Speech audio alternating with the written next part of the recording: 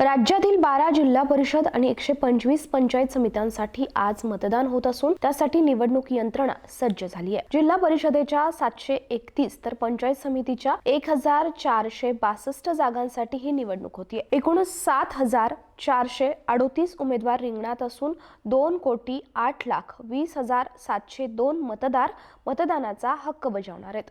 मतदारांनी निर्भयपणे मतदान करावं असं आवाहन राज्य निवडणूक आयुक्त दिनेश वाघमारेंनी केलंय। जिल्हा परिषद पंचायत समिती निवडणुकीच्या मतदानाला सुरुवात झाली आहे। राज्याचे दिवंगत उपमुख्यमंत्री अजित पवार यांच्याशिवाय ही पहिलीच निवडणूक होतीये। या निवडणुकीत काटेवाडीत उपमुख्यमंत्री सुनेत्रा पवार यांच्यासह पवार कुटुंबातील सदस्यांनी मतदानाचा हक्क बजावलाय। राज्याचे उपमुख्यमंत्री सुनेत्रा पवार यांनी अजितदादांची परंपरा पाळली आहे।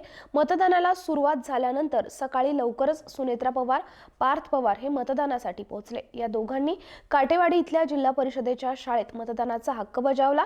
अजित पवार हे कायमच सकाळी लवकर कामाला सुरुवात करायचे, ते मतदानालाही सकाळीच मतदान केंद्रावर पोहोचायचे। सुनेत्रा वहिनींनी देखील अजितदादांची हीच परंपरा कायम ठेवली आहे। आणखी काही वेळाने अजित पवारांची आई आशा पवार देखील मतदानासाठी येणार आहेत, तर युगेंद्र पवार, शर्मिला पवार आणि राजेंद्र पवारांनी बारामतीच्या कण्हेरी जिल्हा परिषद शाळेत मतदान केलंय।